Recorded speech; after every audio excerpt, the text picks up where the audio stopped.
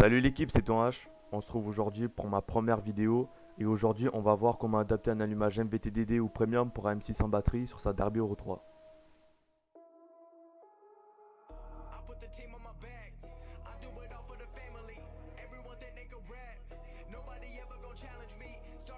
Alors pour ce qui est montage, démontage de l'allumage d'origine, je vous ai mis quelques images mais c'est pas ce qui est de plus important.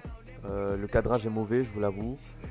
Mais je vais quand même vous donner quelques petits conseils dans des périodes, enfin dans des moments où c'est assez compliqué en fait. Il y a des astuces à suivre parce que par exemple là, il va y avoir la platine à démonter et d'origine la platine en fait elle est sur les vis elle est collée quoi. Donc là on va commencer avec ce premier conseil. Moi ce que je fais, c'est que en fait il faut mettre son tournevis ou sa clé bien droite par rapport à la vis. Taper deux trois coups secs sur sa clé ou sur son tournevis et après forcer bien droit sur la vis et après vous pourrez dévisser et normalement tout se passera bien sans foirage, sans cassage ni rien. Voilà pour ce premier conseil. Alors l'adaptation de l'MVT-DD, mais ça marche aussi pour l'MVT Premium hein. La plus grosse partie en fait se passe au branchement parce que tout ce qui est montage démontage c'est un truc basique quoi, c'est la même chose, c'est pareil. Du coup, je vais plus m'attarder sur la partie branchement de l'allumage. Voilà.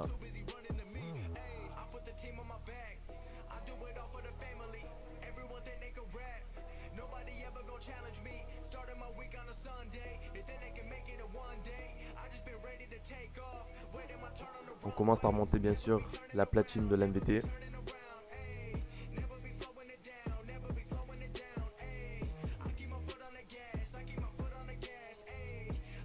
On l'aligne bien par rapport au trou, le trou du carter d'allumage, là où passe le fil.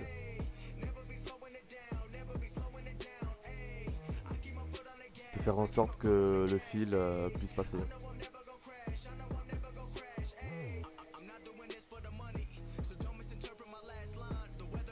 Moi j'ai plutôt galéré à faire passer le fil dans les carters.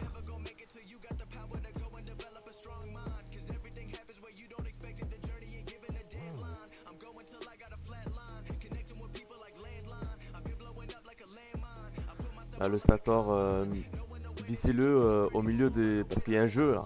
Il y a dans le trou, ils sont larges. C'est fait exprès pour avoir un jeu en fait. Et je vous conseille de le visser bien au milieu en fait. De faire en sorte que vous puissiez avoir un jeu. Pour ensuite, s'il se décale ou quoi, vous pouvez le recaler facilement.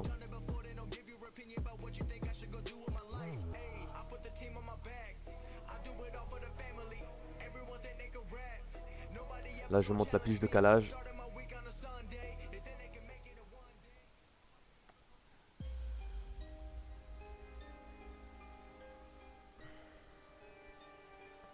Voilà, je vous ai pas montré le calage parce que c'est vraiment quelque chose de basique. Et on commence direct avec le branchement de l'MVT, c'est-à-dire l'adaptation. Moi, je me suis pas embêté. J'ai tout simplement coupé le branchement du CDI d'origine, de l'image d'origine. J'ai dénudé les câbles.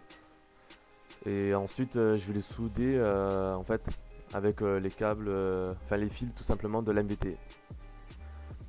Alors le fil vert correspond en fait au coupe-circuit de votre machine, c'est-à-dire soit votre coupe-circuit, soit vos clés, etc.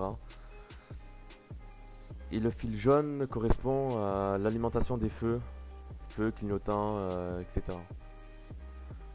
Alors moi j'ai préféré souder les fils, mais certains d'entre vous préféreront mettre des cosses, etc. Moi je suis plutôt mec qui soude, je préfère ça moi. Voilà.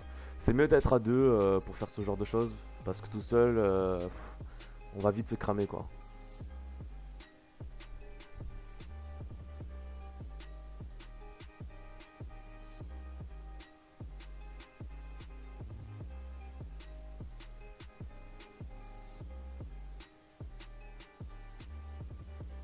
Je dénude les câbles. Là je vais dénuder le fil, comme je vous ai dit là, le fil jaune du branchement d'origine du CDI, il va aller du coup sur l'alimentation des feux et de l'éclairage, etc. Et sur l'MVT-DD, les fils qui font l'alimentation des feux et de l'éclairage, c'est le jaune et le blanc si je me trompe pas, voilà. Là on le voit pas trop à l'image, mais c'est un fil jaune et un fil blanc. Et il y a deux fils parce qu'en fait il y en a un qui sert pour les feux et il y a un autre qui est un fil un peu alternatif qui sert en fait à alimenter une pompe à eau, etc. Ou un truc que vous rajoutez sur une machine. Moi j'ai préféré relier les deux en soudant pour ensuite le faire transformer en un seul fil. Ça, je trouve que c'est plutôt cool, ça tient bien, c'est assez simple à faire. Et puis au moins on a juste un fil à souder sur le fil jaune du branchement d'origine du CDI.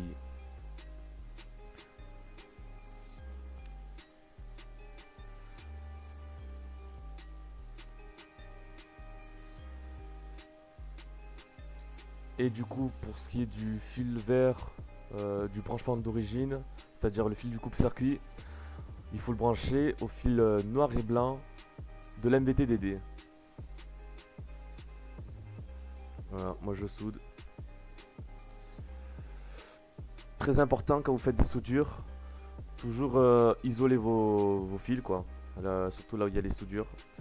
Avec du scotch noir de préférence, un scotch étanche. Et moi j'ai pas hésité à remettre après du scotch en tissu, ce qui va permettre en fait de pas que, comment dire, c'est pour pas en fait que les fils se dessoudent avec les vibrations de la moto, sachant que Derby, vous le savez tous, c'est une moto qui vibre beaucoup. Voilà, moi j'en mets la dose de scotch, c'est très important.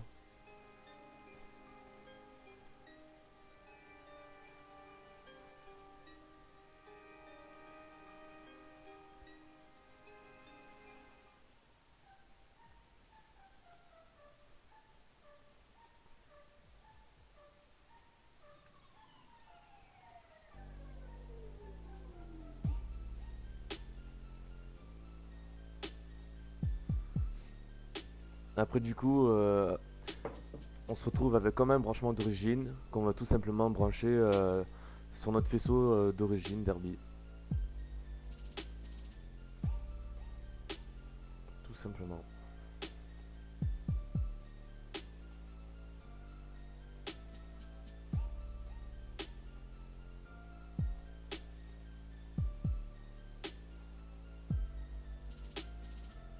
Voilà, je rebranche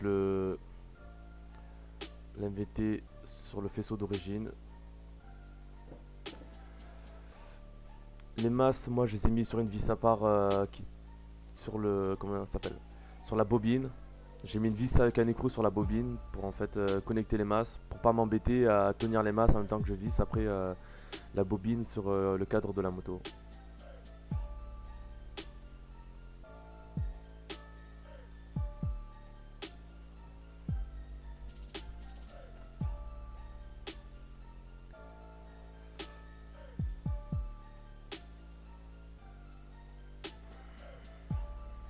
Voilà.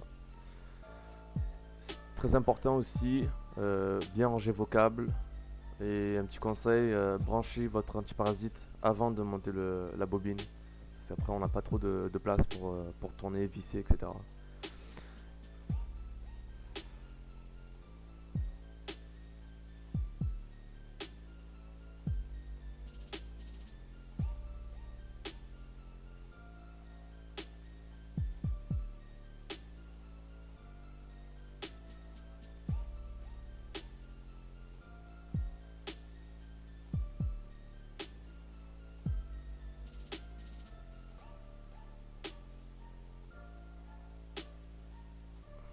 Voilà.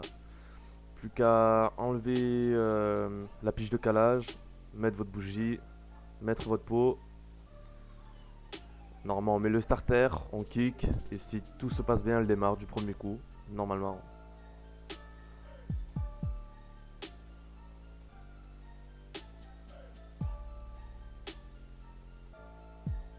N'oublie pas de augmenter votre gicleur de 5 ou de 10, de préférence 5 minimum, quand vous montez un allumage comme ça, pour éviter tout serrage ou quoi que ce soit, c'est très important.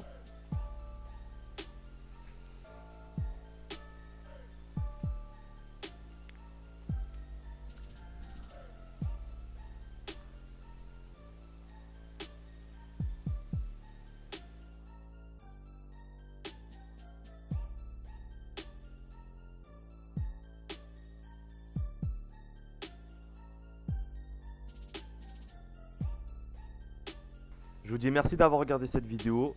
Je vous laisse sur ces dernières images. On se retrouve très bientôt pour le remontage de la Honda. La bise de l'équipe.